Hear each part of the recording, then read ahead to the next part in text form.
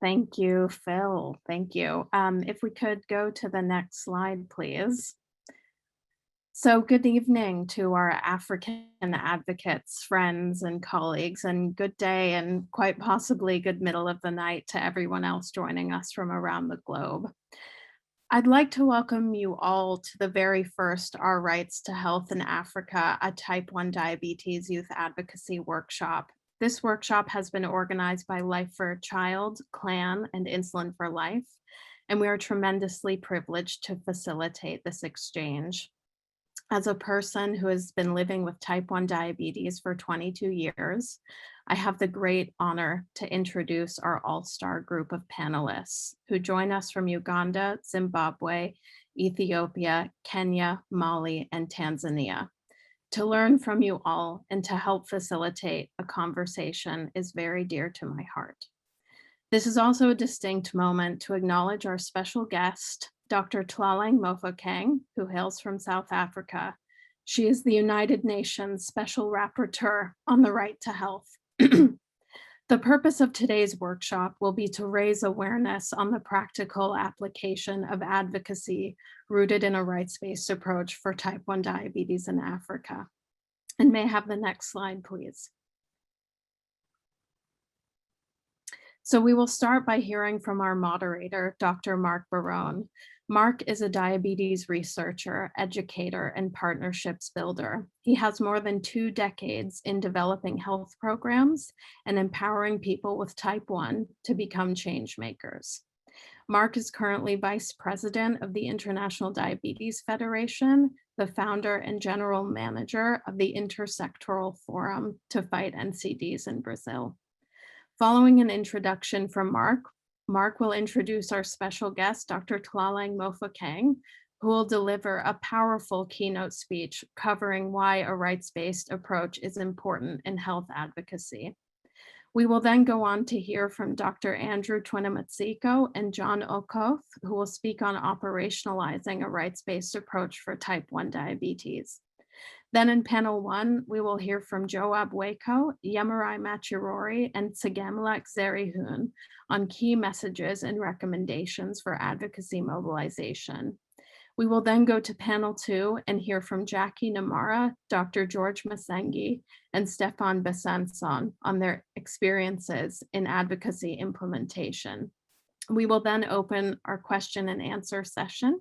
And I do encourage all of our participants to pose their questions in the Q&A box as our panelists speak, and we will address these during the session later on, and possibly some of our panelists will engage via text in real time. I now give the floor to Dr. Mark Barone. Thank you very much, Emma. It's a great pleasure to be here to moderate this wonderful workshop. I think it is amazing to have this panels, the panelists we have available here to share their experiences, their guidance for us to improve our actions, our advocacy actions globally.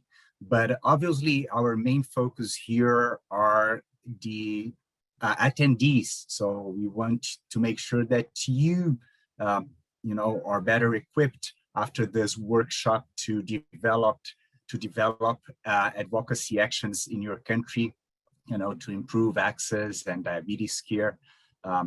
So there is so much needed, as we know, worldwide.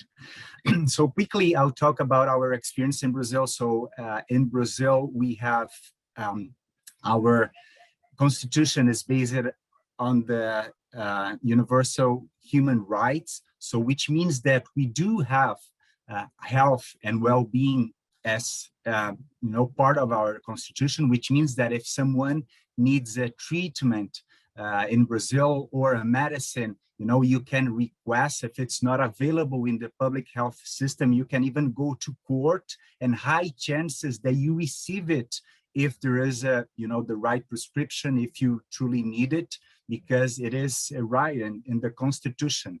But obviously, we know that diabetes is not that simple. It's not that just, constitution that it is saying that health should be provided, that it will cover all the diabetes needs. reason why, even after the implementation of our universal health coverage system in Brazil, that we do have a public universal health coverage with many limitations. That is true. We went to, to the legislative houses in order to implement laws, in order to have also a diabetes full coverage in the country, initially in the state of São Paulo. But then after winning this first victory, this was, kind of expanded to other states that also implemented similar laws. And at the end, the entire country, at the federal level also, implemented this full coverage of diabetes with details we know that is obviously needed to provide the medicines and the care for diabetes. It didn't, so diabetes care is not perfect in Brazil, far from that. But what is important is then we kept monitoring how diabetes was being treated and what was provided through the essential medications list that is available in Brazil. And we know that diabetes treatment evolves, and reason why recently, a couple of years ago, we started to talk we went back to the public health system, requesting the incorporation of analogs of insulins, and fortunately we could. It was another victory for the diabetes community in Brazil. So the rapid-acting analogs were incorporated about 5 years ago, and more recently, 1 or 2 years ago, the long-acting analogs. So one lesson that I would like to start sharing today is that all our victories in Brazil were thanks to the partnership between the civil society. So ADJ Diabetes Brazil, for example, there is the largest diabetes association in Brazil that I belong to, with the medical society. So the Diabetes Medical Society in Brazil also providing literature reviews, that would show to the public health system that there was a need of a new incorporation of or treatment for diabetes to be, included in the public health system, and obviously dialogue with the legislators and also with the executive secretaries of health and Ministry of Health. So now I would like to move on to go to our warm-up session with word cloud that we will have in order to start sharing some ideas on rights to health. So the question for this, so you see there the code on your screen. So please use your cameras, your cell phone cameras, to open the link. The link is also shared in the chat. Please open the link and write. So in your words, describe what the advocacy for type 1 diabetes looks like to you. So we see there story-based, passionate, informative, what else? Branding together, patient voices, justice, people, effective, informative, justice is growing, equity, patient, challenging, consistent, what else? Fairness, okay, disparities, unjust, people, patient voices, access to care, okay. Wow, it's growing fast now. Just equity is, is bigger than the others. So let's see what comes next. Evidence-based and informative, challenging, what else? Pushing together, yeah, working together is key. Unexpectable, no, I think it's unexpendable, yeah. Educative, what else? Life, consistent, nice. Okay, yes, I think we are sharing here many of our common goals with this workshop, which is amazing and key. And I think we all feel warmed up and empowered to move on then. And I'll now call our special guest, Dr. Tuani Mofoken. So Dr. Mofoken is the United Nations Special Rapporteur on the right to health. She's a medical doctor with expertise advocating for universal health access, HIV care, youth-friendly services, and family planning. Dr. Mofoken has large experience in advocacy training for healthcare professionals. Thank you very much, Dr. Mofoken, for accepting our invitation. The floor is yours. Thank you so much, Mark. It was really fascinating to just hear the different experiences that you are having in Brazil, and really just powerful and important time for me to be here to share in this virtual space, because I think COVID has taken a lot from us, but in some ways it has brought us closer together. Distinguished guests, colleagues, and friends, it is encouraging for me to join the global community today, made up of young people with diabetes, their families, and of course, fellow healthcare providers who are on the front lines of advocating for affordable and accessible access to type 1 diabetes care. This is a crucial moment, as we all know that 2021 marks the celebration of the centenary of the first clinical use of insulin. Many initiatives are being driven by international health bodies, and tonight is especially important as it focuses on the African continent. I'm here to listen, to share, and learn the rights-based approaches to address the global insufficient access to quality type 1 diabetes care worldwide. The global management of non-communicable diseases overall, but especially diabetes, constitutes one of major challenges of the 21st century that can cause detrimental societal, economic, and health effects. Diagnosis of non-communicable diseases have reached concerning levels in much of the world and are becoming increasingly prevalent in the developing countries. Diets made up of non-nutritious food have a direct impact on malnutrition, both under and overweight, and are related to premature morbidity and mortality in all regions of the world. Consequently, it is critical that states proactively and comprehensively address the diet-related non-communicable diseases, preventable risk factors, that they do it in line with the right to health framework. However, we know over the last years, it is not useful nor honest to speak about the health determinants of non-communicable diseases such as diabetes without employing a rights-based approach to center the social impact of the barriers to the right to health faced by people with the condition. To this effect, civil society organizations, and especially youth-led organizations, have been consistent in calling for structural reforms to enable access to the resources needed to manage diabetes. And this is beyond just diagnosis. It's also dietary, access to dietitians, as well as information, and as well as continued medical care and support. They also demand respect and the fulfillment of the entitlements, which include the right to the underlying social determinants of health that provides equality of opportunity for people to enjoy the highest attainable standard of health. I have personally witnessed brave and vibrant youth-led advocacy for health rights, which shows complex engagement with the issues faced by people with diabetes. It is work that I support and also encourage.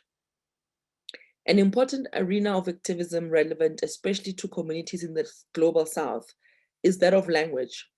Many people struggle to access information about health management because public health messaging is said in English, maybe French, which is not the mother tongue of most people in the African continent, even in the world. And when trying to explain the benefits of insulin to someone in my mother tongue, which is Sesotho, for example, I would find myself at a loss. This is a barrier to the right to health, because the right to health contains both freedoms and entitlements. And freedoms include, but are not limited to, the right to control one's health and the right to information as well as informed consent. When people cannot understand the language in which health information is being delivered, they are denied their right to health, and this must be corrected with urgency.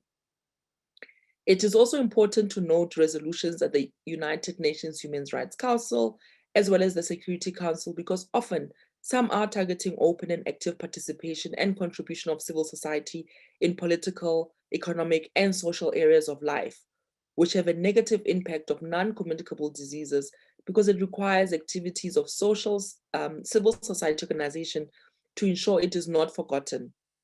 And the work of civil society must be heeded and translated into accountability for the obligations states have agreed to fulfill. The issue of diabetes also relates to colonial legacies of land dispossession, which have seen indigenous communities and people of African descent in the global south generationally dispossessed of land on which they previously grew nutritional, sustainable food. And the results, still seen today, is a nutrition vacuum in which people are forced to buy over-processed food with unclear and misleading nutritional information due to accessibility and affordability issues. We know that the risks of type 1 diabetes also can, not just type 1 diabetes, I beg your pardon, but the issues around type 2 diabetes and gestational diabetes, especially for pregnant women, we know has an impact on the health and well-being of growing fetuses and newborn babies. And so the right to land is intricately linked to the issues of diabetes for people who cannot currently afford to manage their diets adequately.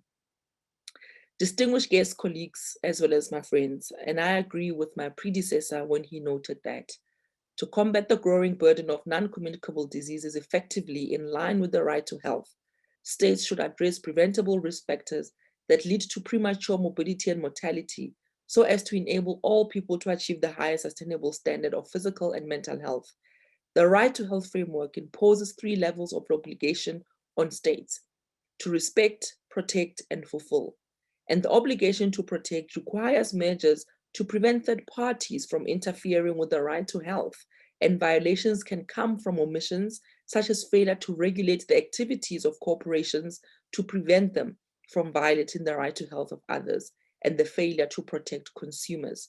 And in the context of unhealthy diets, the obligation to protect the right to health requires the regulation and transparency around the activities of other actors, such as the food and beverage industries, pharmaceutical companies, to ensure they convey accurate, easily understandable, transparent, and comprehensible information on their products. This requires an intersectional orientation towards health rights, with an understanding that the determinants of health for people with diabetes require simultaneous advocacy for multiple issues, and that civil society organizations should always be in collaboration and solidarity with each other as they draw the links between their various struggles and demands for human rights. And to quote Audre Lorde, once again, there is no such thing as a single issue struggle because we do not live single issue lives.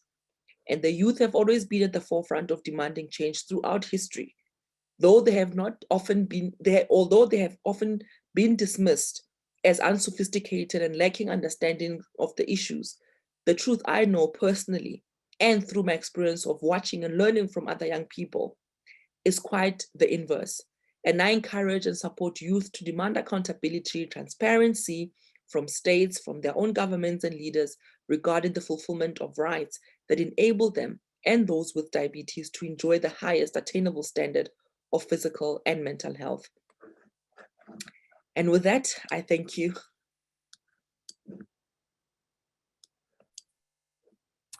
Dr. Mofoken, thank you very much for bringing such wonderful introduction about rights-based health. I think it is, so what you brought us are concepts that will for sure be discussed further, and our other panelists will bring their examples on how to engage the civil society, how to engage the youth, which is key now for improving the health services and access to health, and especially diabetes in the different countries.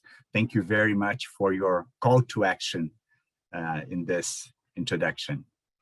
So now I will invite our next panelist. So Dr.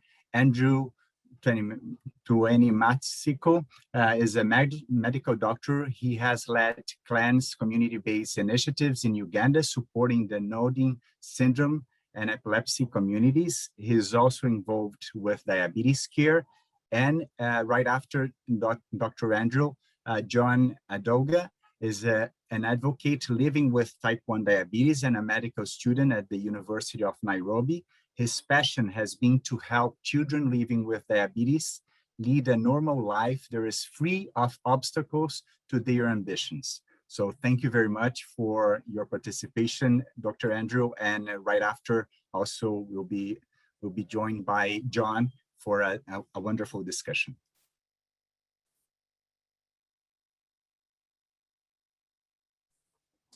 Thank you, Mark, for the introduction. Greetings to fellow advocates and the rest of the participants. I will be sharing experiences from our CLAN work with the rights-based approach, learning from what we've done with the nodding syndrome communities in Uganda and the epilepsy communities in Uganda, looking at how best we can scale this for the type 1 diabetes community. Next, please. So we are looking at the rights of children living with diabetes, and we drive our rights-based approach from the UN Convention on Rights for Children, where all children around the world should have or must be able to observe the same rights. Next, please. So we earlier had the word cloud on advocacy, and advocacy comes with a lot of engagement, comes with partnerships, and comes with a lot of work.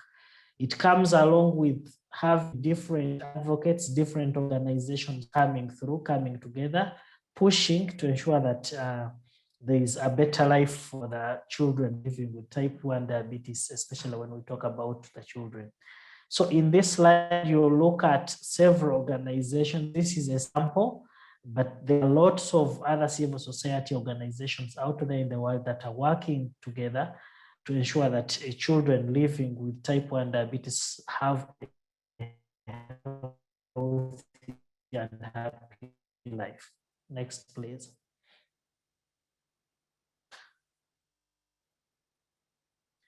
Now, when we talk about our CLAN's rights-based strategic framework for action, we are looking at ensuring a high quality of life for children.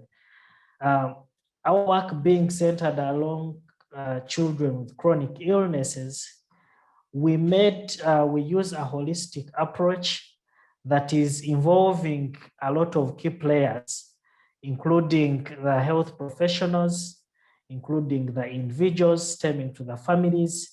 But at the end of it all, it comes back to the community. Now, to have a better life and a happy life for children living with chronic illnesses, it must be a holistic approach, engaging all different stakeholders, right away from the individual up to the community level. Next, please.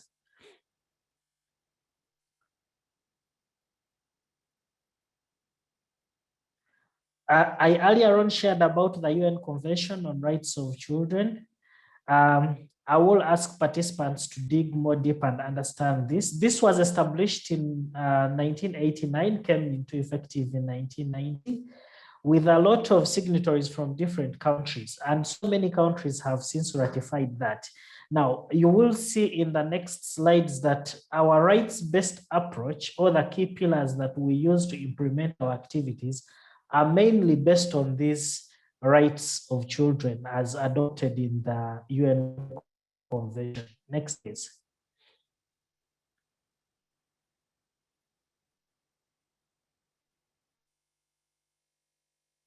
Next. Yeah, now as earlier shared, as CLAN, we've done activities, or we still continue to support a lot of children with chronic illnesses, type 1 diabetes not excluded, and we are based on 5 key pillars. I will quickly go through these pillars. Pillar 1 is looking at affordable access to medicine and equipment. Here we try to push the fact that it's an inherent right of children to have life. And I agree with the predecessor about the right to life of children. So here we look at governments recognizing that children or a child living with a mental disability, with a physical disability, with type 1 diabetes should enjoy a full and decent life. And as when you go back to the convention, you will see that there are articles that quote this, especially Article 23. Our pillar 2 is looking at education, research, and advocacy. And children have right to information in regards to their health. They have a right to education, as well as research. Now, research is going to be very important, especially when we are dealing with chronic illnesses. For instance, we are looking at type 1 diabetes, and we are more interested on how best children can have care. A lot of medicines are coming up, but also we need a community approach, a community-based, evidence-based decision-making for us to know how best we can tackle this. When, as advocates, I think when we are dealing with children, or we are dealing with children with type 1 diabetes, this has to be expanded beyond the medical care, looking at the social care, but all this has to be driven by evidence-based research and evidence-based decision-making. Next, please. Next, please. Now, our pillar 3 is looking at the fact that all kids or all children need access to good quality health care. Several children affected with type 1 diabetes in several countries, Uganda inclusive, are met with challenges of access to quality care and quality health care, with frequent admissions, especially which is worse for the low-income countries. Now, our pillar 3 looks at strengthening the fact that children must access the optimal medical management. Our pillar 4, which is our strongest pillar, looks at establishing family support groups. And this one, we are bringing together families having the same conditions, coming together regularly and discussing the challenges that affect them. Next, please.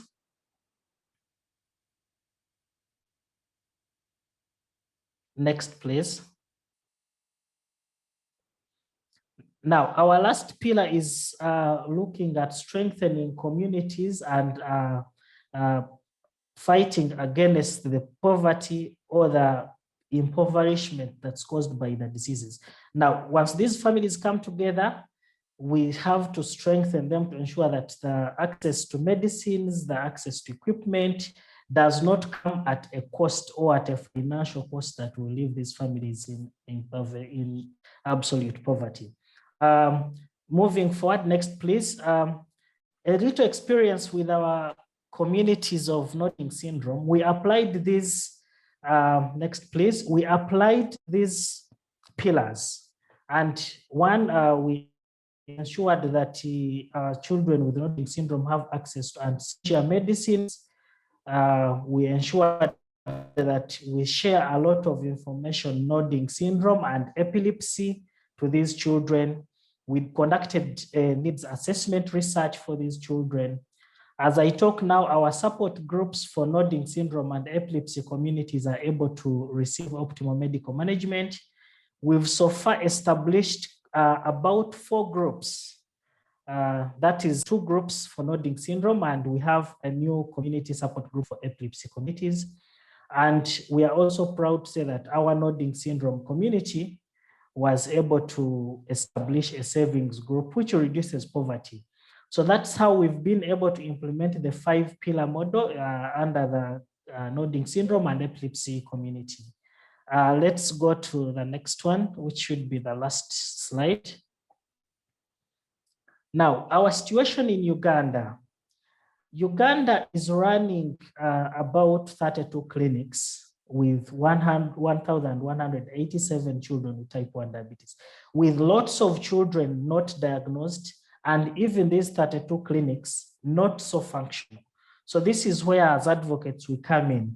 How best can we support children living with type 1 diabetes in low and middle income countries? I will leave this to us to further discuss and come up with solutions by the end of the session. Thank you so much. I think we can proceed. Thank you, Andrew. Wonderful material you shared with framework for action, and useful also in terms of accessible materials about children's right and community empowerment. Thank you so much. And now I'm going to invite John to join us for this conversation. And thanks for also posing the challenges here. I think this will assist into, kind of starting the conversation.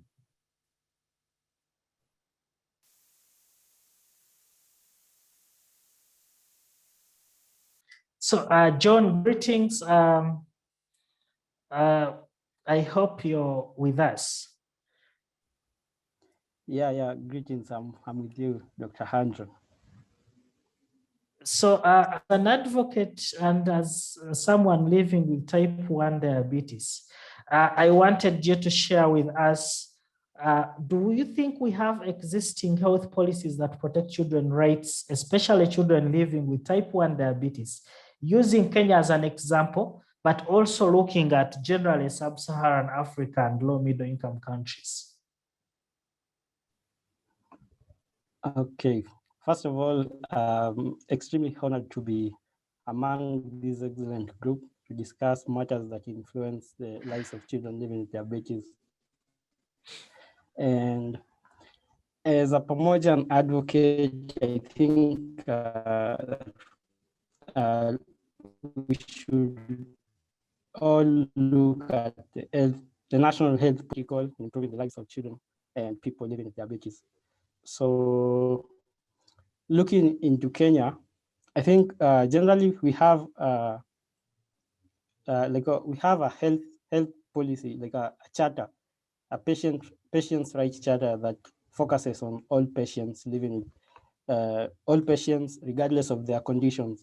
And I think the provisions that are available in that patient's rights charter are also beneficial to us living with diabetes.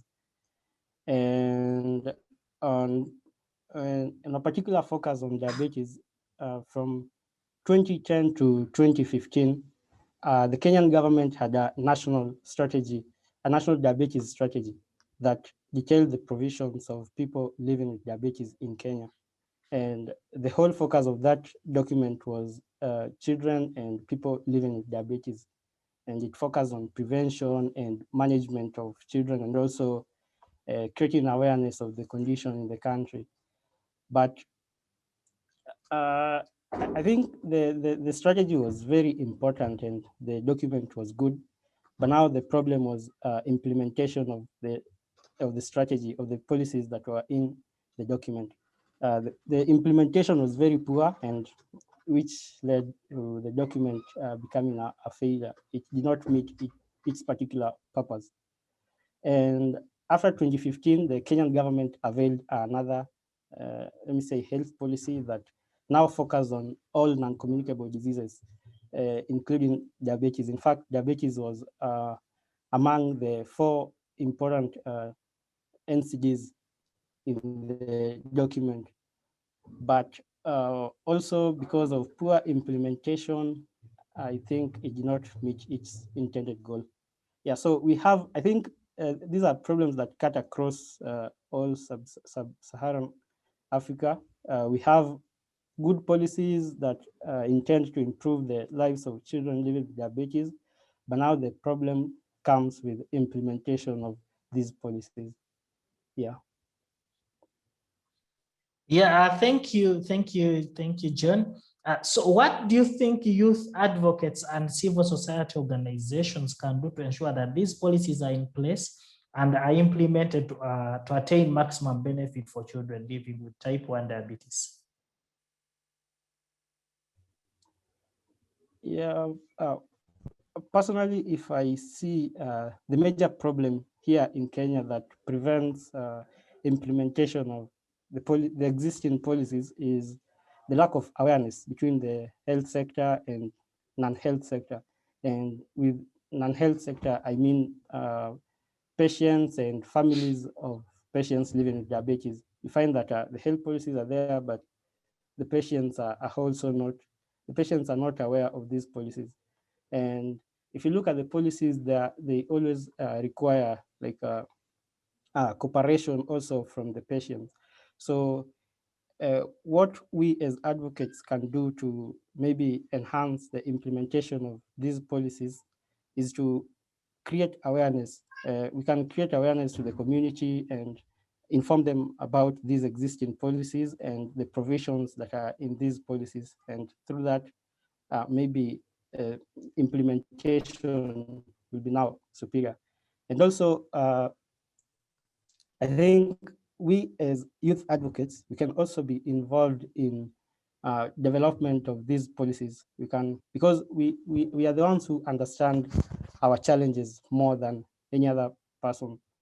So I think because we understand the challenges that we as youths and also some of us who are diagnosed with diabetes at an earlier age, so I believe we also understand the challenges that children living with diabetes go through. So we can involve the government in formulation of these policies, and that I think will eliminate most of the problems that children living with diabetes go through. Yeah.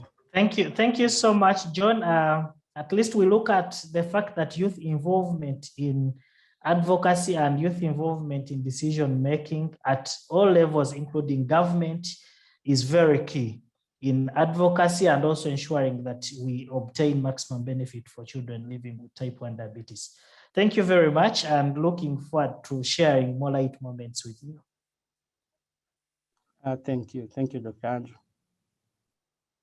Thank you very much, John and Dr. Andrew. It was so very inspiring to hear from you, John. All the recommendations you bring, I think they are truly key to increase awareness and to be engaged into developing the policies and making sure that people are aware of the policies that are available and implemented. So now I'm sure that people will bring many questions for you, John. Now I'll introduce our panel one, Voices from the Field, and then I'll introduce now Joab Wako, who's an advocate for universal health coverage, the executive director of Transplant Education Kenya, and a kidney transplant recipient.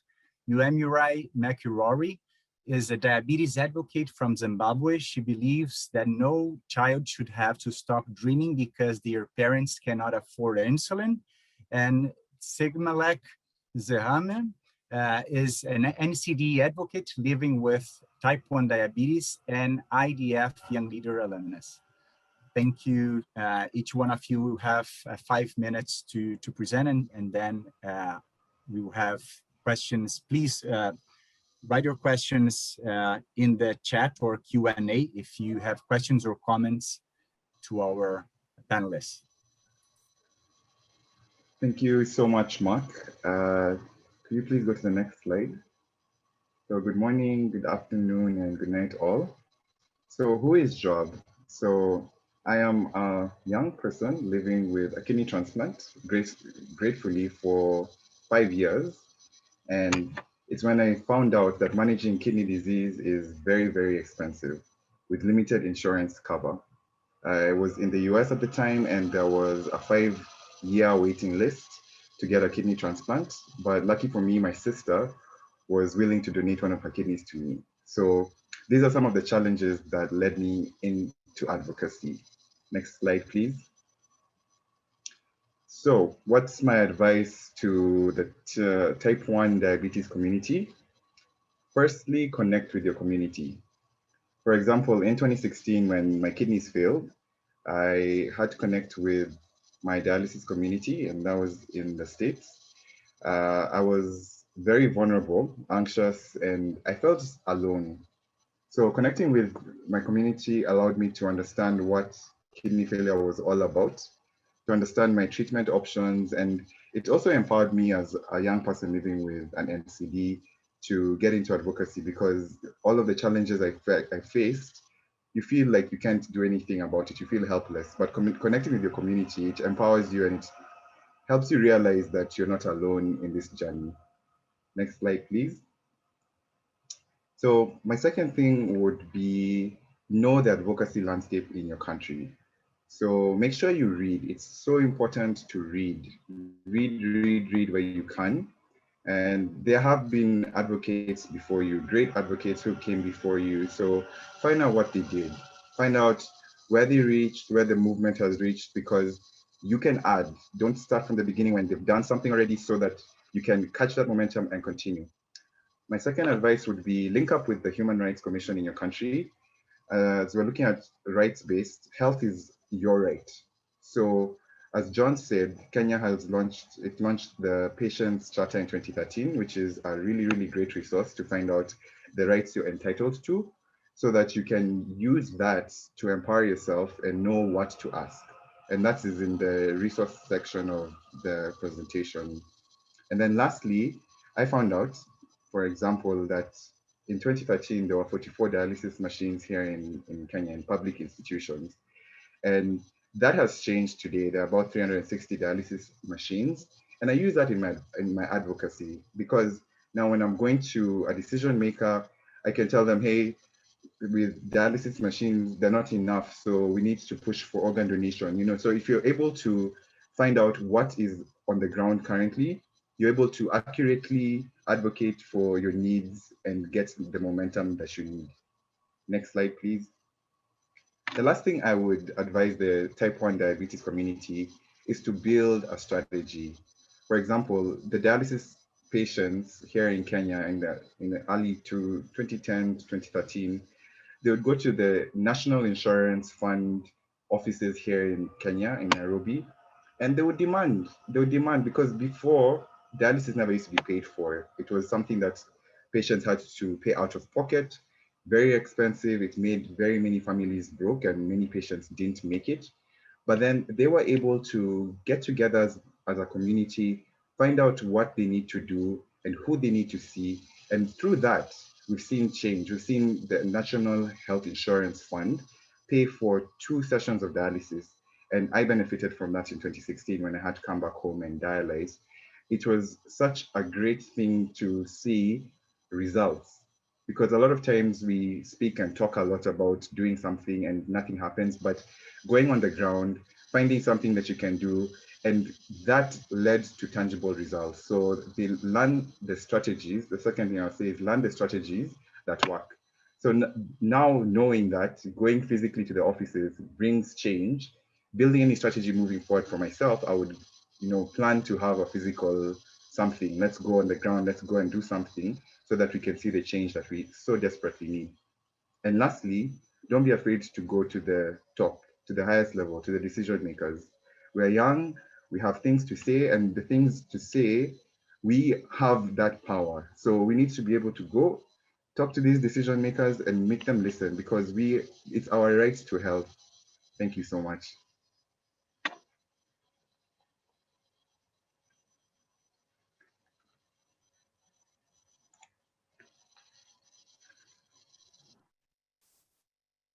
Thank you, Joab. Can we, Yamurai? Thanks, Mark. Hi everyone. So I never know what to say after Joab has spoken. He speaks so well. But I think I'll just get into the questions that you're seeing on the screen. How can we integrate poor levels of affordability and accessibility into our advocacy arguments to drive action? So firstly, I think for any advocacy to work, we need research, we need numbers, we need figures. For any policymakers to start acting, they need to see figures. We lack figures in the diabetes community. We don't have the figures. We are not, I don't know, I think maybe probably in Africa, you know, we don't really have tangible figures. We can't really tell when, say, insulin came to Africa. So without those figures, how are we going to push our advocacy? I don't think we'll be able to do that. You know, I always say that for as long as policymakers don't live with the condition, for as long as policymakers don't know what numbers they're dealing with, they're not going to implement any change. So I think, you know, it's probably that as the diabetes community in Africa, we need to push for figures. We need to challenge our policymakers to give us figures, to give us proper diabetes statistics. I saw on the T1 International page the other day where they said insulin came to Zimbabwe in the late 1980s, I think. It could have been earlier, but we don't really know when it came to Zimbabwe, do we? We don't really know when it came to Africa. So still, you know, the question still comes, how was it that 30 years after insulin came to Zimbabwe, we still have vast populations, diabetes populations that can't access it, that can't afford it? Why? It's because we don't have those figures. So we don't really have anything to challenge our policymakers with. And also another point in answering this question is our policymakers seem to be asleep when it comes to diabetes. They seem to wait for the bomb to explode. They're not proactive. They're quite the reactive ones.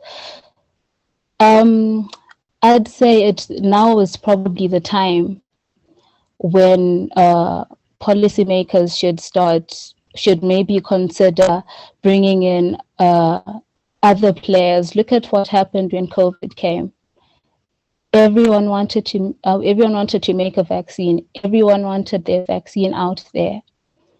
Why aren't we doing the same thing for insulin? That push factor isn't there.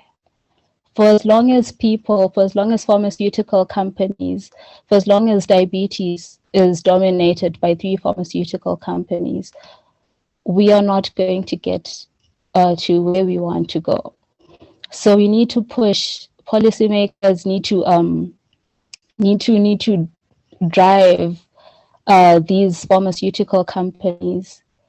Introduce generic drugs if you have to. Because why can't people afford insulin 100 years after its discovery? Why can't people access this drug 100 years after it was discovered, 30 years after it was introduced in your country? So I think these are some of the things that we can these are some of the ways that we can integrate our accessibility and affordability to drive action. And also, how can we incorporate evidence-based approaches in rights-based advocacy? I always like going to the HIV scenario. People with HIV came and they pushed policymakers to the corner until they couldn't move.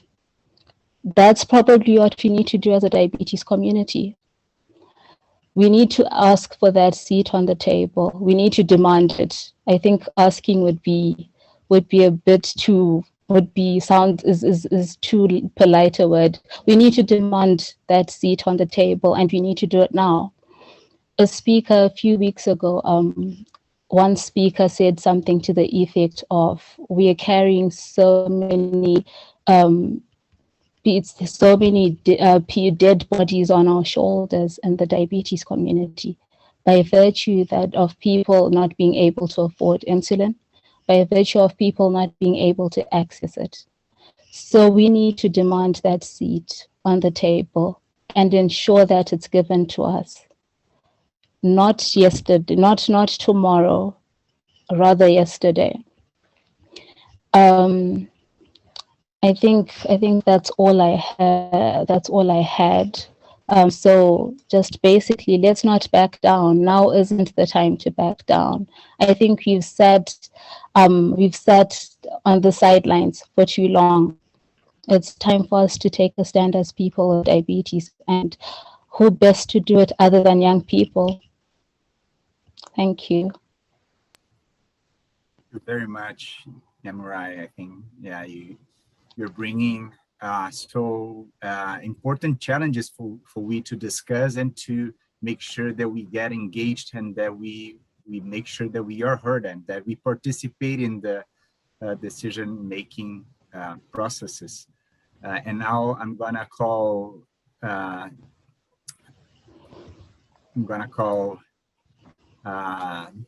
Tegamalek to speak in this panel before the second panel. Good evening, good afternoon, and good morning, everyone. Thank you for this time. So I have 4 points that I want to raise regarding the advocacy relating in Africa. The first image that I want to pass is an advocate that we are doing as an African. These days, yes, many young people are getting involved in the advocacy part, replacing the elderly people in the youth are engaging. Speak up. So there is Speak up. a big change. Again, like it's hard to hear you. Can you speak closer to the microphone, please? Okay, can you hear me now?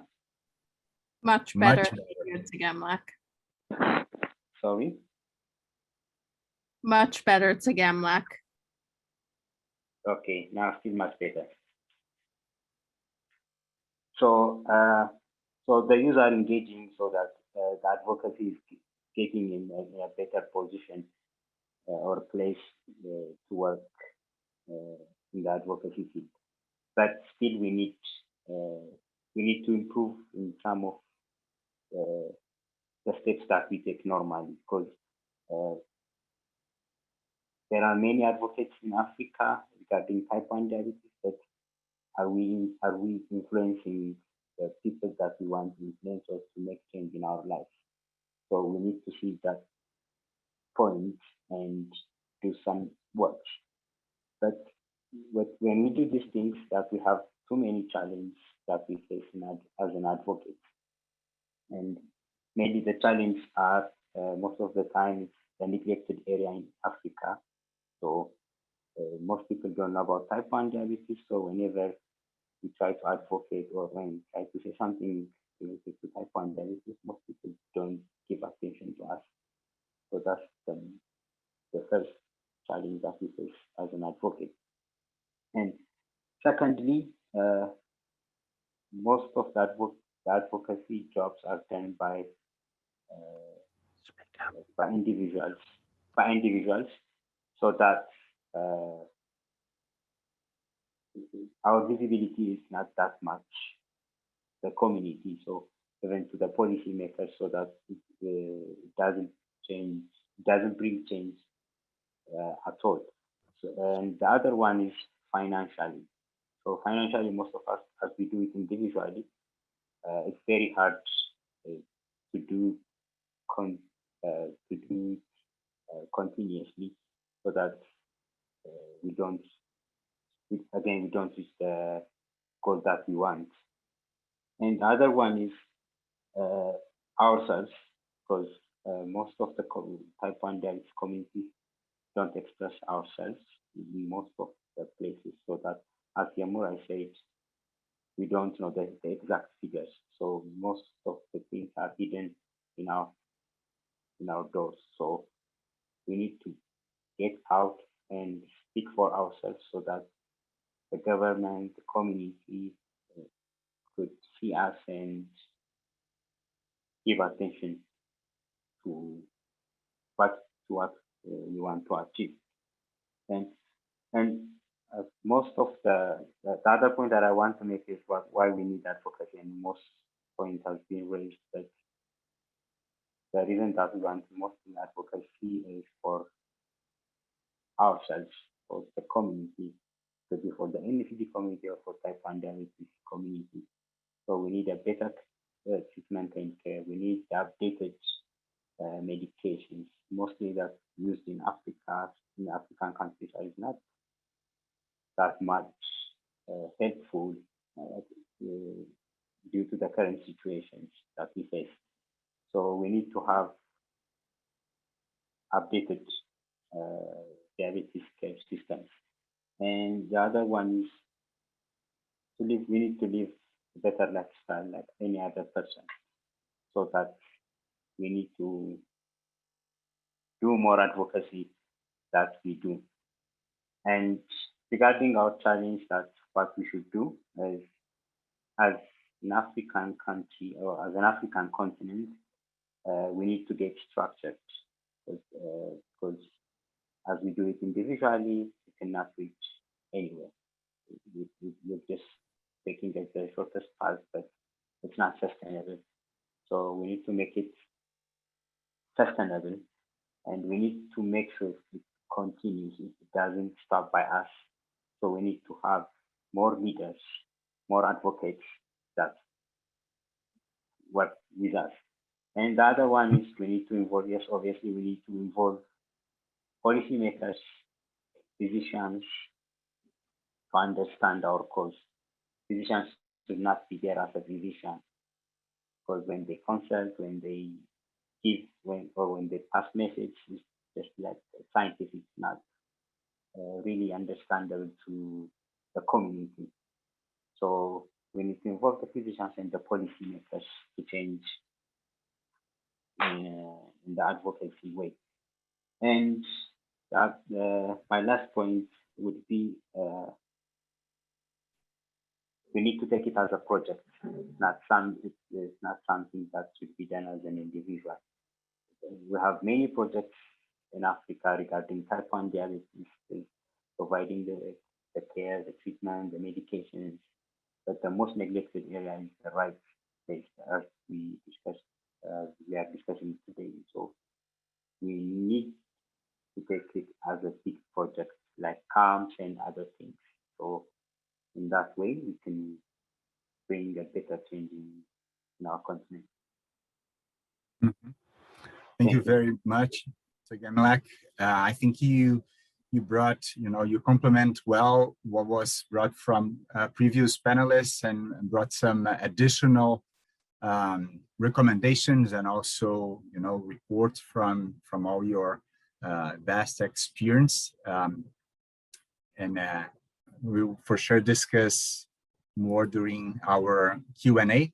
And now I'm gonna call our panel 2 members, so experiences in advocacy implementation, with Jackie Namara, who's a co-founder of Sugar Cubes, a diabetes support group that provides education and advocacy services for children and families living with diabetes in Uganda.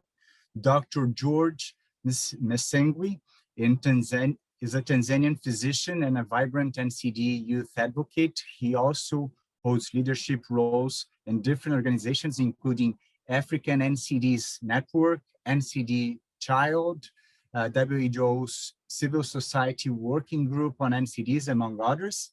And then Stefan Besançon, who in 2001 co-founded the international NGO Santé Diabete, with the aim of improving the prevention and management of diabetes in Africa. Stefan will be giving his address via a pre-recorded video that will be played after Jackie Namara and Dr. George.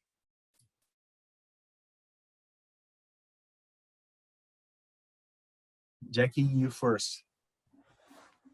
Thank you, Dr. Mark. I bring you all warm greetings from the Pearl of Africa. And I am glad to see so many people attending this workshop, because it says that we are starting to hear the voices in diabetes, not just in our own homes, but across the world.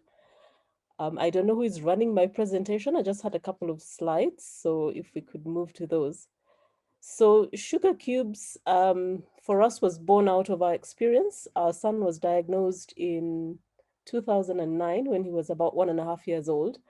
And we found ourselves overnight needing to figure out, how to manage a barely toddler at the time, and not very much support for children at that age. So it was a bit of a struggle to try and figure out things, make mistakes. We hopefully have learned from those mistakes, but we had a great support system right from our family, from the medical and healthcare professionals that we were working with, all through to the schools.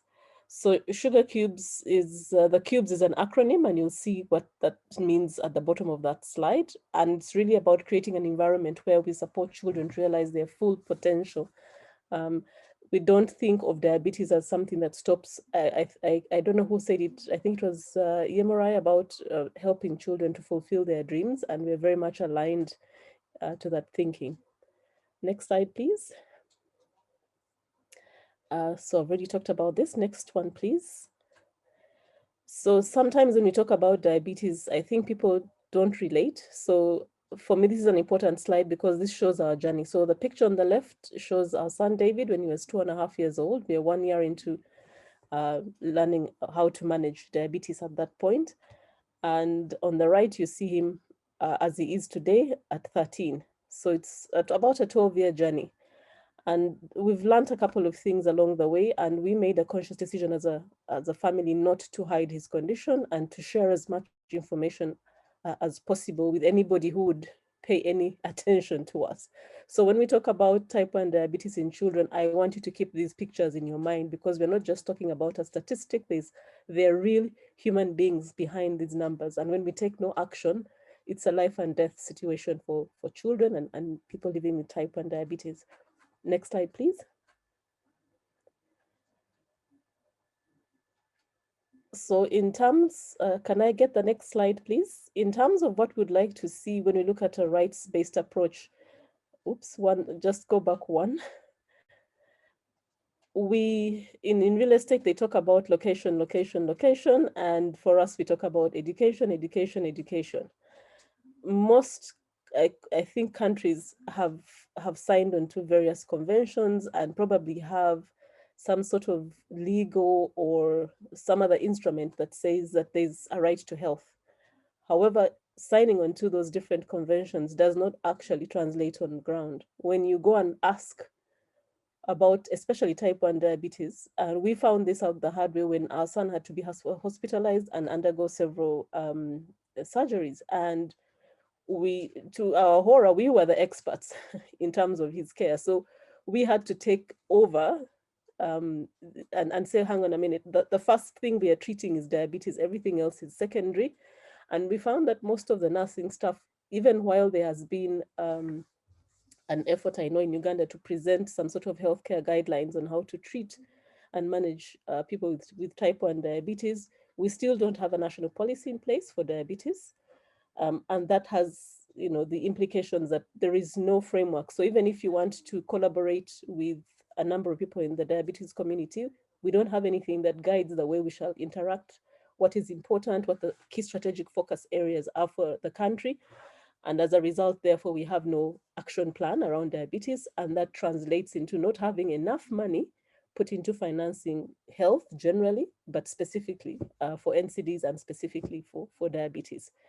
So for us as a support group, we have basically taken material and adapted it. So we've got a carer guide, which we share with, all the people that we can provide it to. We have also worked with a couple of nutritionists to provide a carb counting guide, because when we started this journey, there was nothing that told you how to translate local food into carbohydrate, a carb count.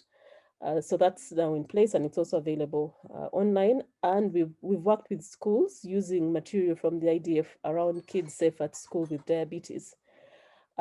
Then, of course, we have the perennial issue, and I think Job talked about it. Insurance. Diabetes is an expensive disease. So if you don't have any form of support to help you to access the basics, insulin, the various needles, the tests you need to go. I remember having fights with my insurance provider at the time because they didn't want to include an HbA1c test as part of the standard for care. And I thought, hang on a minute, when you're writing these premiums, it just tells us that there is no one seated at the table and making sure that we get the basics in place when these premiums are being put together. And then, of course, equitable access to care. So we've got in place some programs which are still providing free insulin and strips to children, but that will come to an end. And because we don't have a structured policy in place at the moment, we are surviving on donations, and that's not sustainable. So in terms of action from a rights-based, I personally don't see why insulin isn't part of the essential drugs list. I know WHO has provided some sort of action program around what qualifies as essential drugs or essential medicine, and diabetes for sure should be on that list. We would also like to see in the healthcare structure, especially in Uganda, we use health centers as the basic foundation for our healthcare system, and just making sure the basics for testing equipment, that staff are educated and they're provided with the right resources to provide adequate care. And these health facilities are actually distributed in an equitable manner across the country. So those are kind of our experiences around diabetes, but we acknowledge that it's a collaborative effort. We can't do it alone. We have to partner with everybody, government. So I saw someone had posted in the chat, the pharmaceutical companies that are making the insulin, but everywhere that I've sort of read up in the world, the action has actually come from us. It's the patient-led initiatives that spur action, because we are the ones who are directly impacted, and we are the ones who have to stand up and actively fight to make sure that our kids are able to come to grow up as healthy and productive adults. Thank you so much for giving us this platform as Sugar Cubes to share a story.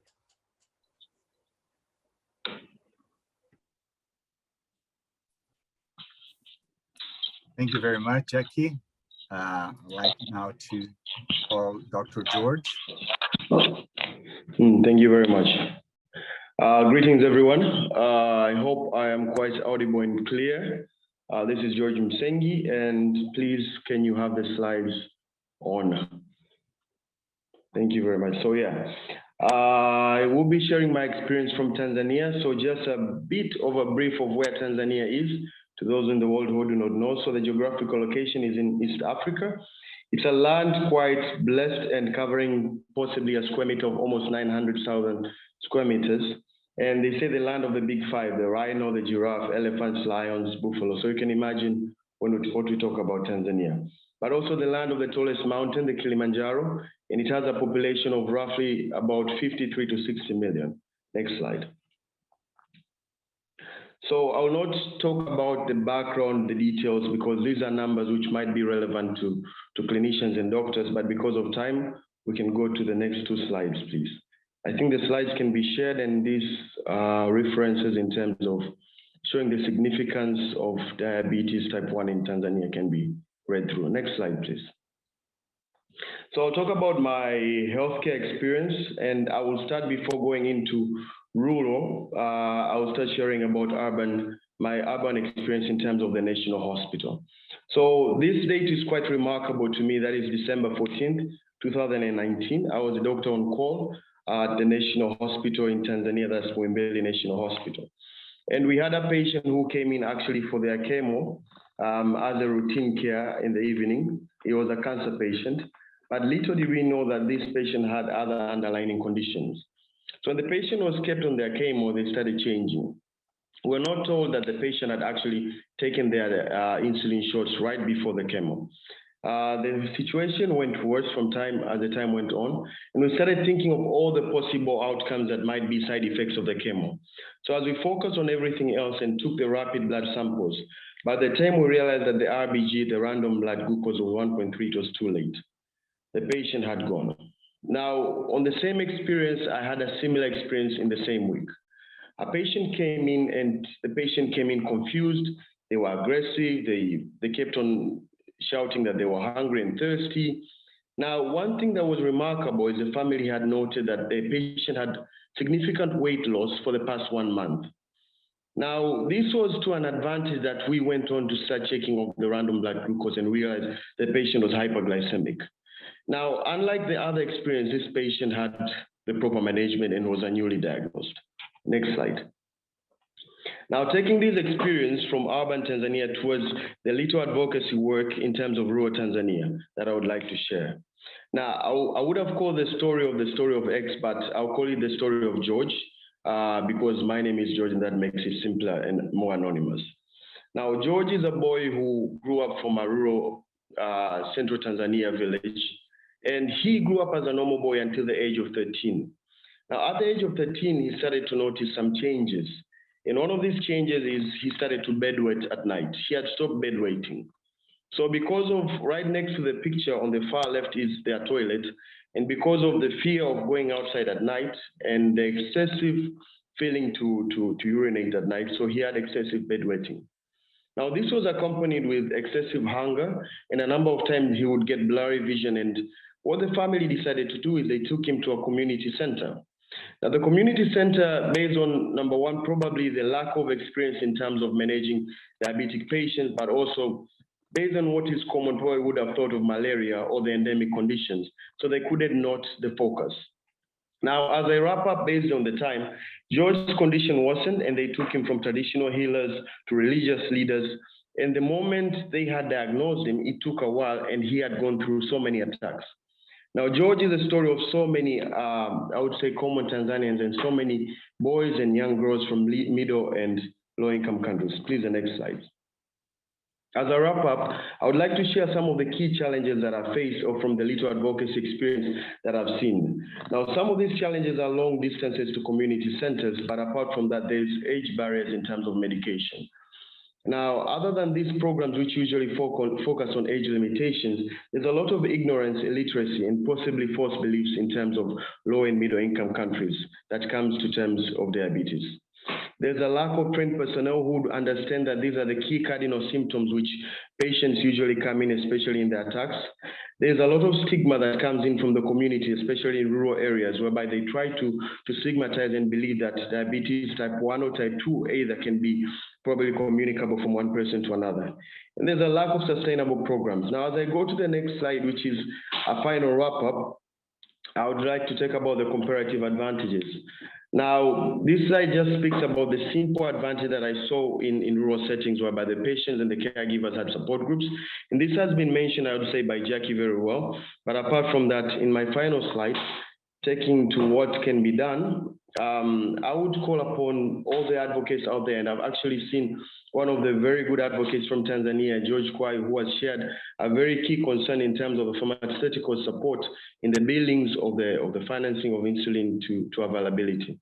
So I would say that we all have something to do, and whatever we do counts in terms of the awareness, but apart from that, the advocacy, and apart from that, the interventions that we do. So thank you for the little time that we have had to share, and looking forward to further much more conversations. Thank you very much, George. Very inspiring story. Now we will watch the video.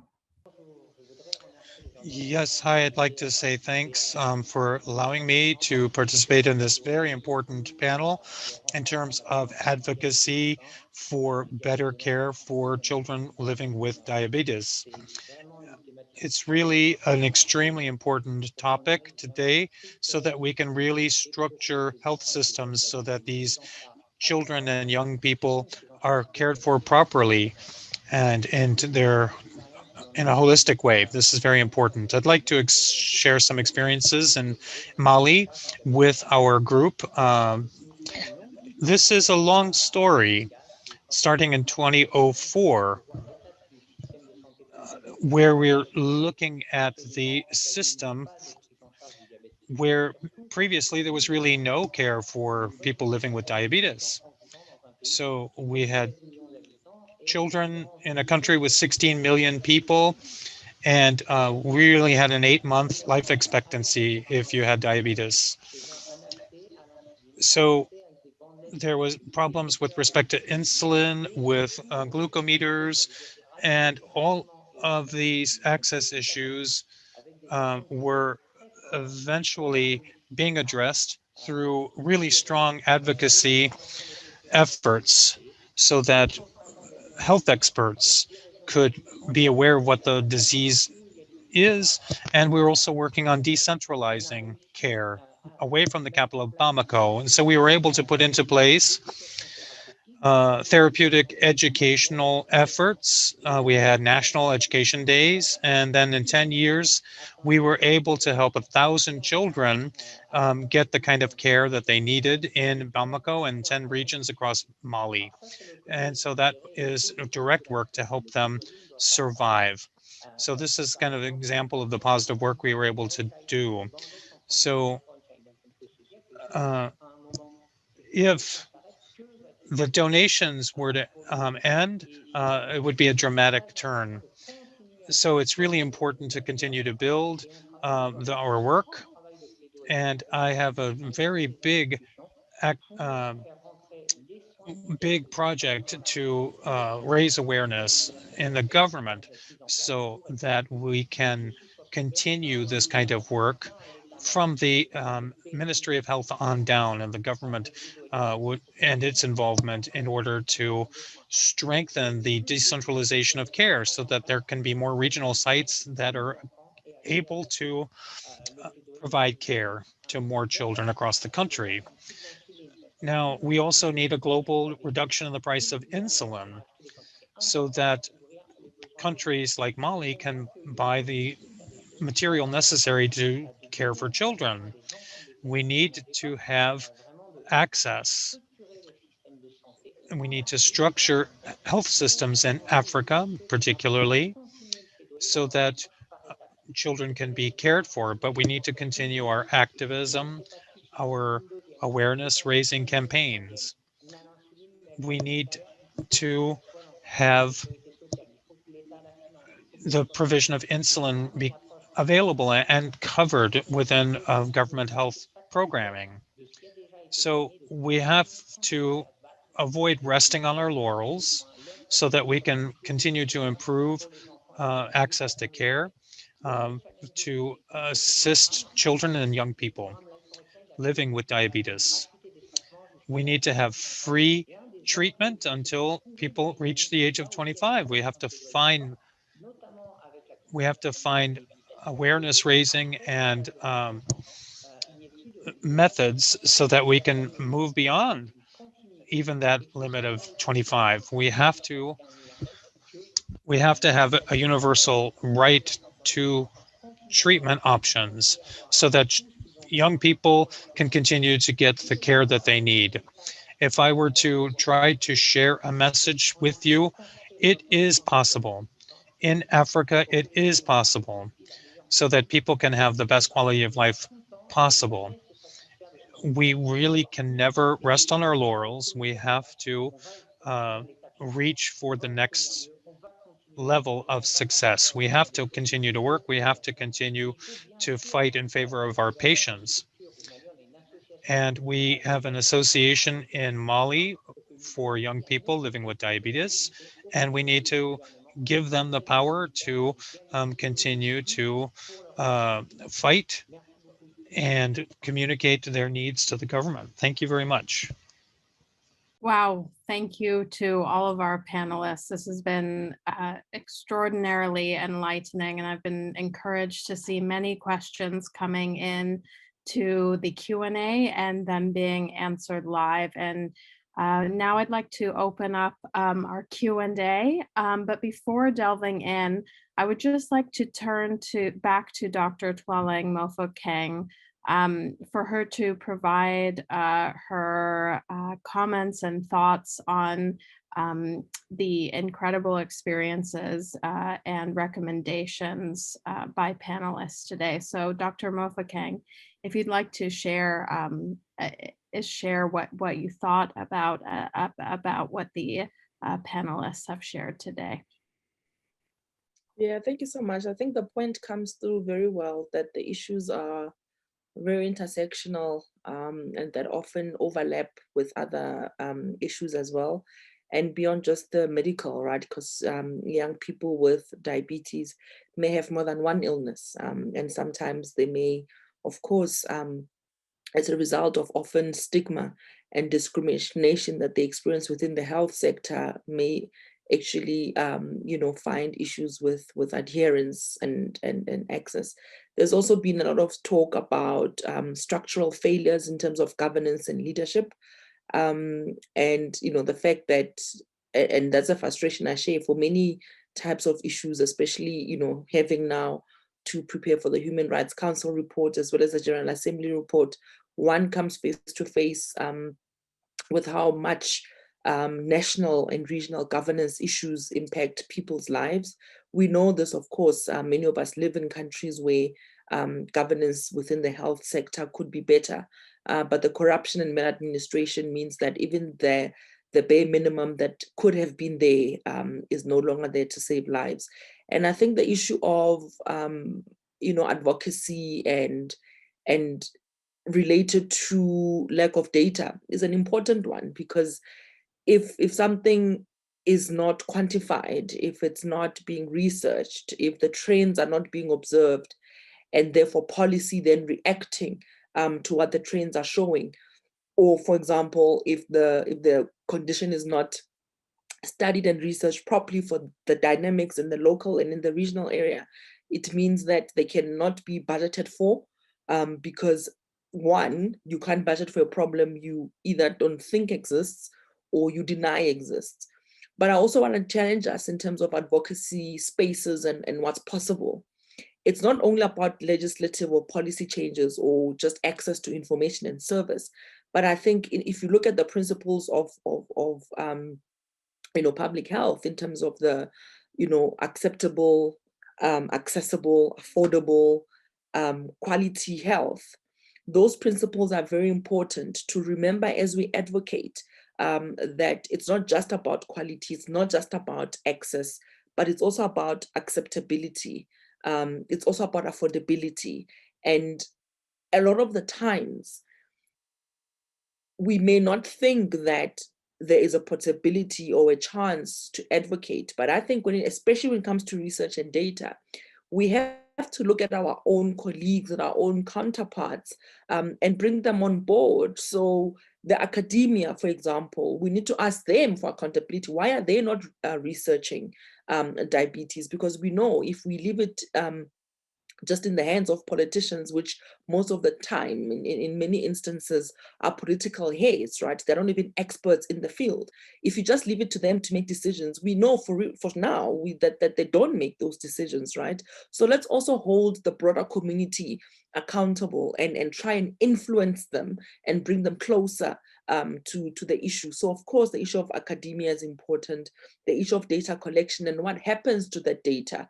And I know that, even with the experience we had in South Africa around the response with HIV management, there was a lot of data collection that was very specific with very clear targets. And that information actually was influencing policy and influencing where resources were being allocated and how resources were allocated. So as we think about universal health coverage, as we think about the different forms of national insurance in the different countries on the African continent, we have to demand that what is currently being done, even that has to be quantified, that has to be collected in terms of quality data that can be used. But I do think that these moments are important as well to bridge the gap of us not speaking to each other. I think many a times we, especially in the global health space, and this does replicate itself in the many areas of health and the right to health, is that we are very siloed in our approach. And one of the speakers did speak to this, that diabetes affects more than just the person diagnosed, but the entire family has to be involved. The entire community has to be involved. And I was an emergency pediatric emergency doctor for most of my life. And many of the children who were coming through the emergency unit were either in diabetic coma or hypoglycemic or hyperglycemic, you know. And so I know firsthand the types of complications that can happen. And when you are now thinking about, you know, the community broadly, you know, do children have access to nutritious food? Who's the primary caregiver of the children? You know, if mothers are raising children on their own, but they still have to work, how do we support, right, as a society, as communities, those types of families which are not the traditional, or those families that fit, you know, the mold? So I think it's very important to think about the patient as the index patient for sure, but think more broadly about everything that then has to be in order, in place, to ensure that young people can grow healthy and well, and definitely have their right to health, you know, protected and promoted. And we can't let go or not speak about the mental health element. And I think it's very important because in many hospitals in South Africa, especially in the urban areas, there are specialized schools, right, for children with certain medical conditions. And while that may seem like it's a good idea, it does add to the layer of discrimination and eventually some mental health support that those young people may require. So it will take a village, you know, that's the African proverb. I'm actually not sure if it's actually official, or, you know, we've just started using it so much that we really think it is, but it's true that it does take a village to raise children. And you can think about it in our own communities, in our own districts, in our own provinces or states where we live in the country, or even in the region of Africa. You know, it will take an effort where all of us have to join hands and support each other, you know, through the different ways and through the different interventions. And COVID is showing us again the importance of having biomedical development centers that are located within the different regions of the world. So we can't wait for the richer countries who may block, you know, waivers to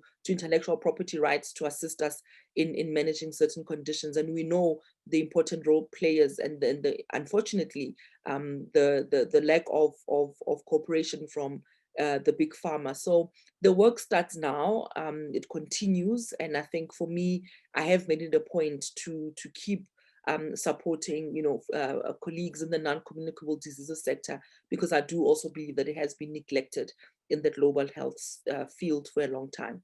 Thank you very much. Thank you so much, Dr. Mofokeng. I wholeheartedly agree that data and evidence need to be built into advocacy arguments. And I also agree that, you know, a multi-stakeholder approach is needed here. We don't just need advocates. We don't just need politicians. We need industry, we need academics, and we need more data to be built here. We are running a bit over time because of such a fruitful workshop here. I just want to say that all of the questions that have been posed in the Q&A, we have taken all of those on board, and we will answer all of those questions with the panelists and be in touch via email post-workshop. But I do want to pose one final question to Dr. Andrew. And then we will head into wrapping up and sharing advocacy resources. But to Dr. Andrew, this question is from Alfred in Goma in the DRC. And this is the question, Dr. Andrew. Alfred asks, can you offer us concrete cases of breadwinners or examples for family groups to strengthen the community to fight poverty?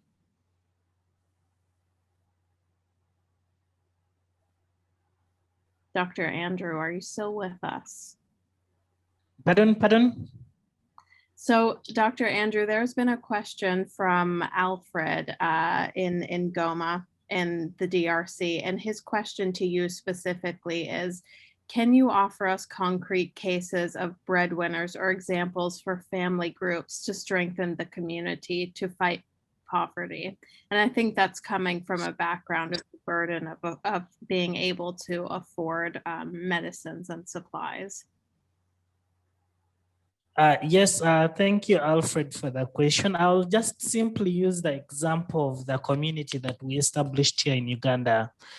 We established a nodding syndrome community. Nodding syndrome is a very rare disease, specifically in Uganda, but a chronic one characterized with seizures.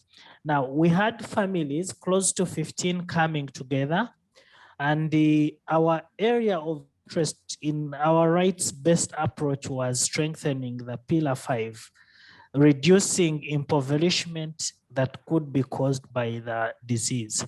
So we supported them in establishing a savings group, and they started doing a communal income generating activity.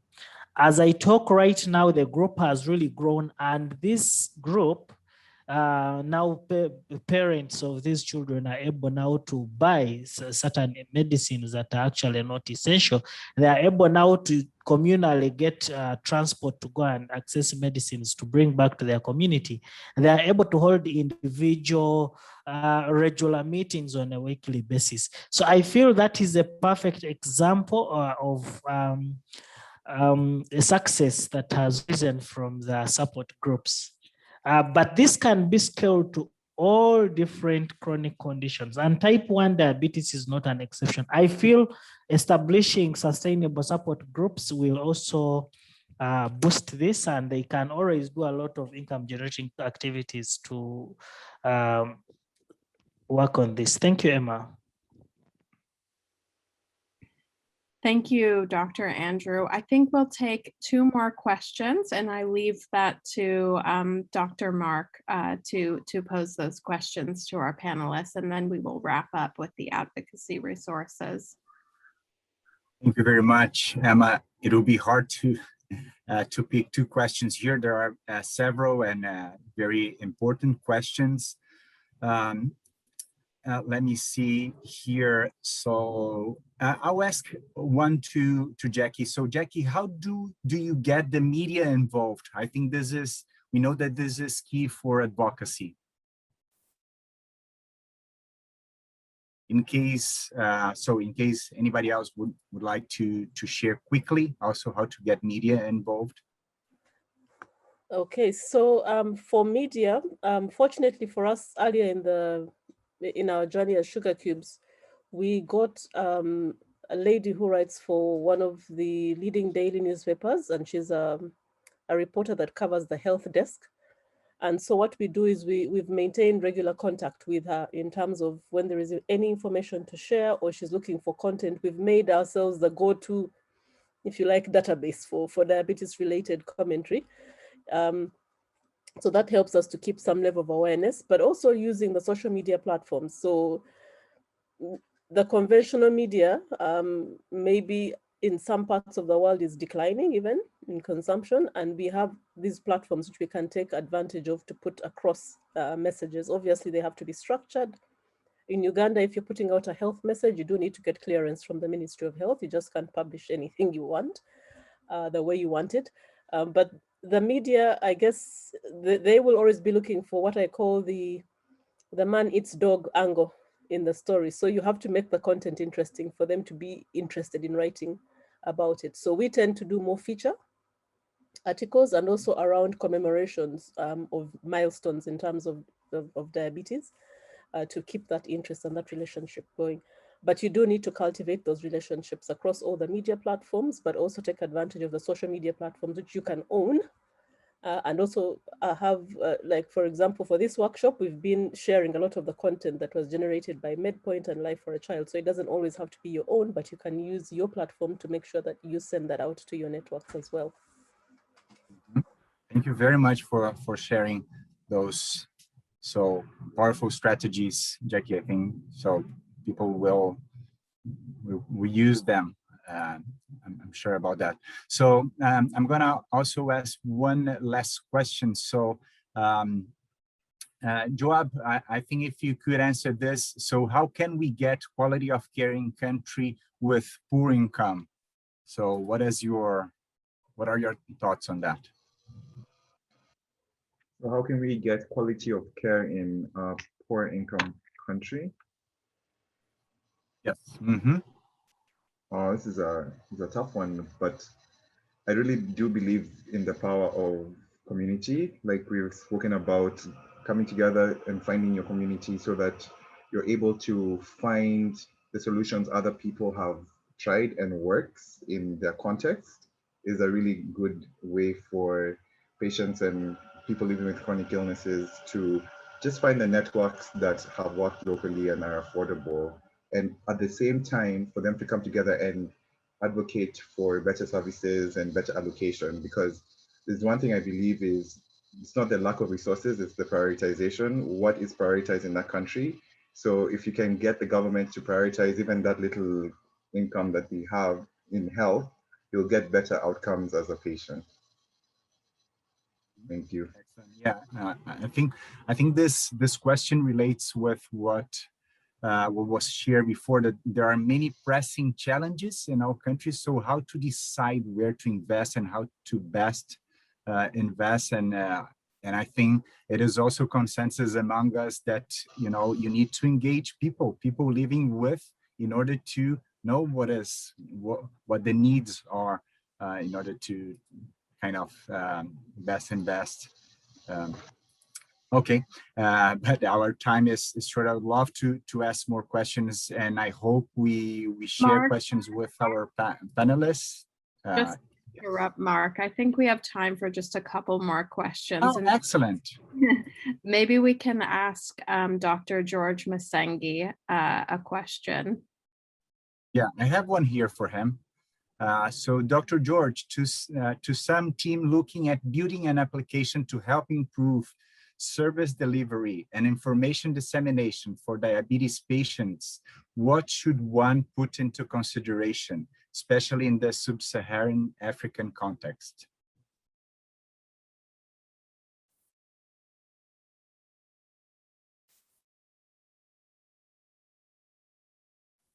Is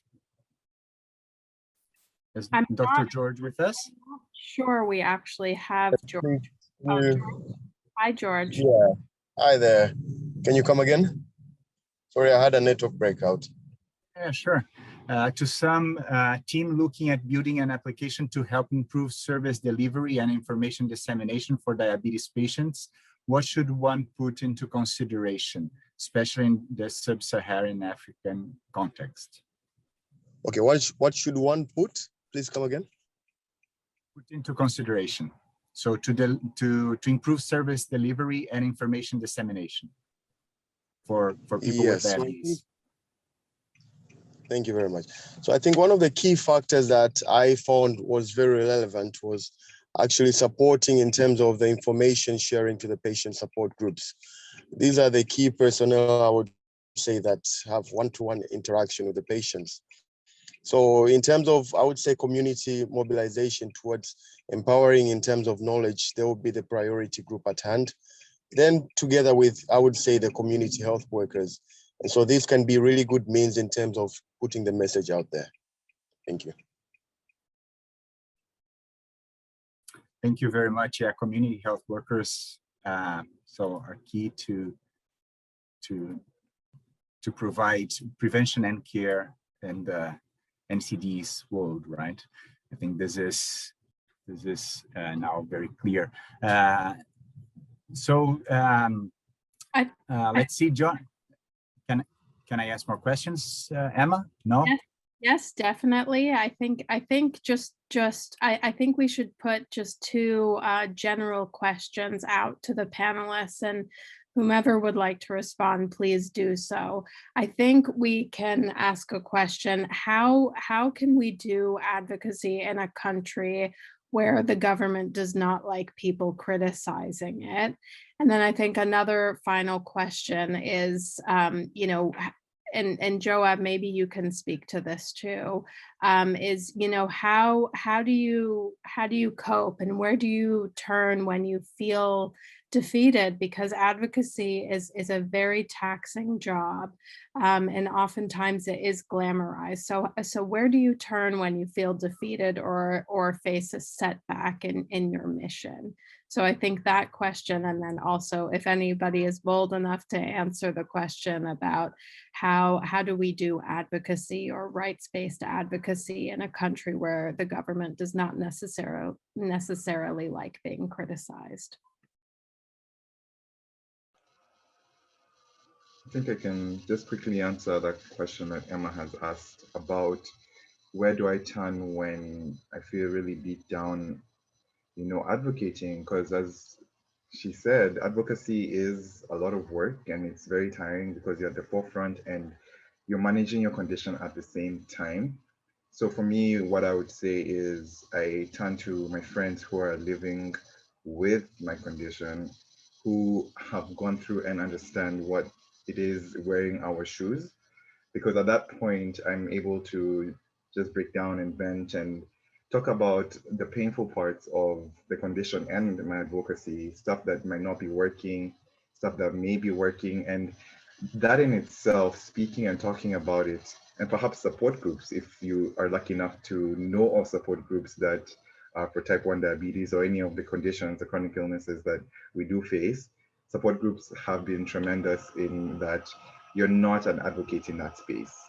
Take off that advocacy hat if it's for a month when you reach that point and just be a patient or just be a person living with that condition and talk about it, vent about it, cry about it, so that you're able to just experience the condition for what it is. Because sometimes you want all these solutions, but we in the transplant side, we say that a transplant is not a cure, it's a treatment. And so whenever we get there, we always remind ourselves like, hey, it's something that is long-term, it's a marathon. It's not you sprinting towards getting those returns, getting those things that you want. So I'd say pacing myself, and then, yeah, just sometimes in a support group, having my close friends and just talking about the condition, because there's really nothing more you can do. It's sometimes just what it is. Thank you, Joab. I love that. Does do any of the other panelists have anything else they'd like to add about where to turn when setbacks are faced? Maybe Tsegamlek, you would like to share?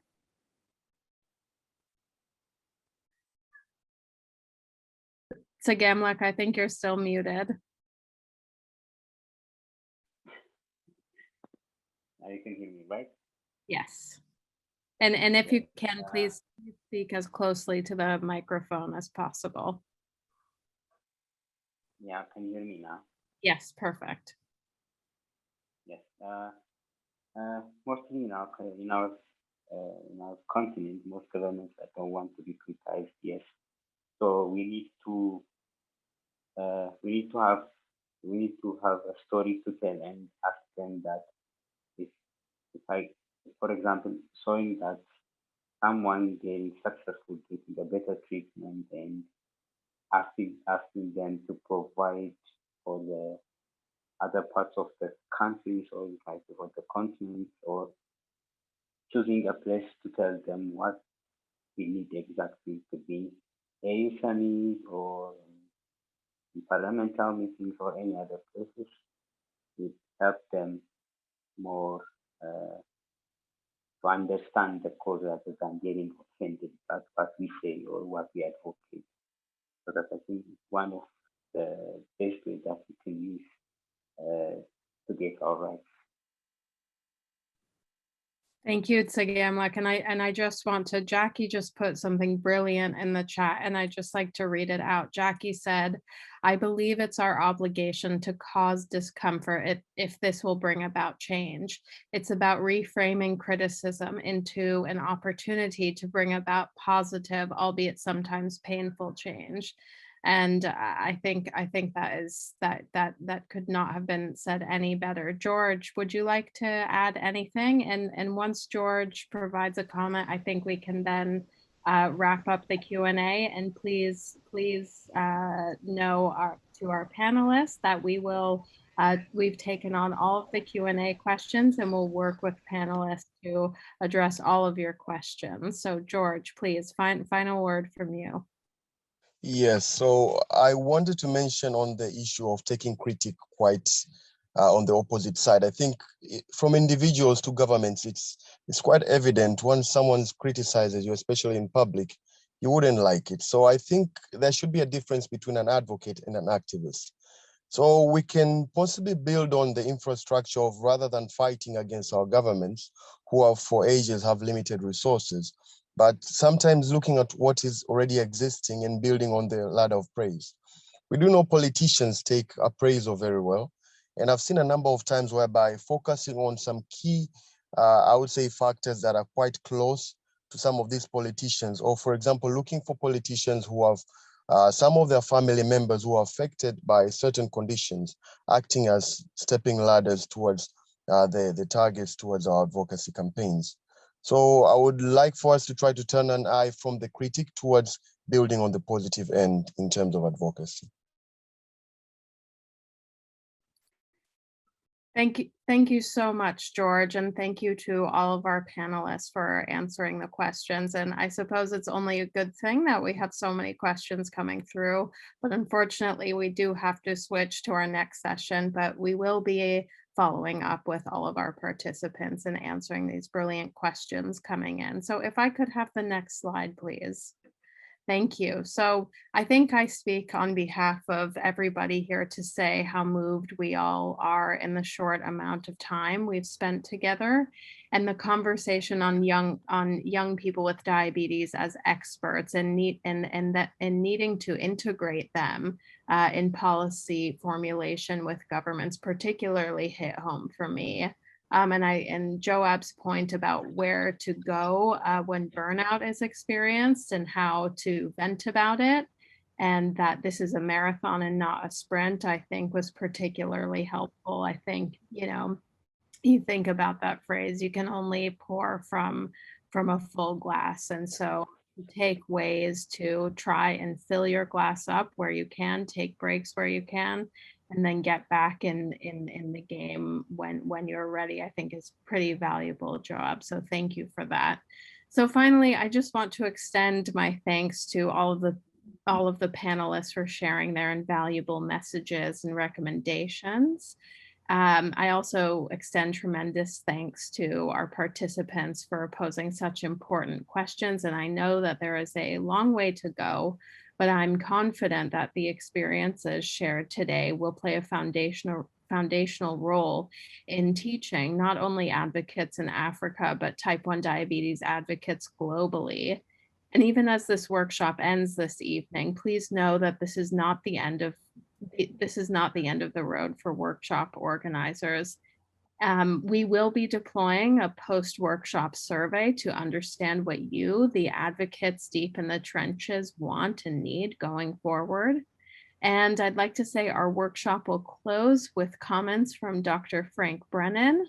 Dr. Brennan is a palliative care physician and human rights lawyer, and he has a very strong interest in health and human rights. And he's written extensively about this and the human rights dimensions of pain management. And his perspectives on this intersection are definitely germane to type 1 diabetes advocacy. But before closing with Frank, I'd just like to share on the next slide just this very preliminary list of advocacy resources developed by our friends at T1 International, the Pamoja Advocacy Program, the International Diabetes Federation, NCD Alliance, CLAN, and several Kenyan advocacy resources made aware to us by the fantastic Joab. So if any of you would like more information on these tools, please do get in touch.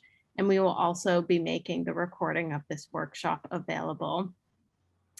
So as I mentioned, we will be sending all attendees a post-workshop survey. And in this survey, I do encourage you all to provide your honest feedback and let us know what it is that you need, what you would like to see in advocacy efforts going forward. And I'd really like to reiterate that this is not the end of the road. The community commitment to advocacy does not end when workshops are over. And it will be ongoing until all people living with type 1 diabetes can access the highest attainable standard of health without fear of cost, fear of stigma, and fear of not being able to live a full and long life. So with that, I turn to Frank. Thank you, Frank. Thanks, Emma. And what a remarkable workshop it's been for everyone. I really can echo Emma's comments about the insights and the wisdom from all the panelists right across the continent, and also how blessed we are with the presence and wisdom of the Special Rapporteur, Dr. Moffat-King. Thanks, Dr. Moffat-King, so much for your insights. So I'm just going to perhaps just reflect a couple of things. I was very struck by some of the comments made. Yemarai's remarkable comment, why can't Africa access insulin 100 years after its discovery? I think that that's an extremely powerful question. Also, the demand a seat at the table. And I think that that's really important, the sense of, okay, we have a voice, and we have a voice that's extremely important, and to always remember that not only on behalf of your own community, but generally.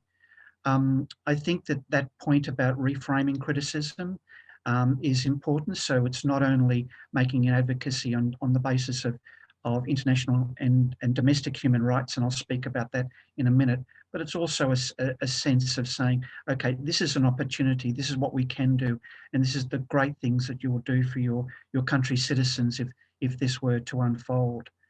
So what have we learned? Well, I think we know, of course, everyone at this table here knows the medical imperative of access to good diabetes care. But I think today in this workshop, we've canvassed a lot the strong argument that can be made in terms of international human rights and domestic human rights, the example from Brazil, in terms of those right to health, the right to information, and the right to life. The right to health, I think Dr. Moffat-King completely covered that beautifully, just in terms of obligations on individual countries, certainly in terms of WHO, essential medicines and insulin that's on that list, national diabetes policies, non-discriminatory policies, and also the social determinants of health in terms of nutrition. Particularly, I thought that those comments were fantastic. The right to information is extremely important, and we touched on language and community awareness, and the right to life and the work there of CLAN. So look, I will conclude by just saying well done to everyone who's participated. I think it's you're doing remarkable work.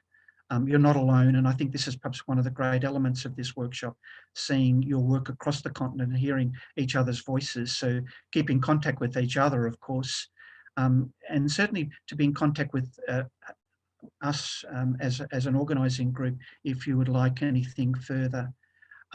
So I would encourage all the delegates to keep going and continue to do your work undaunted.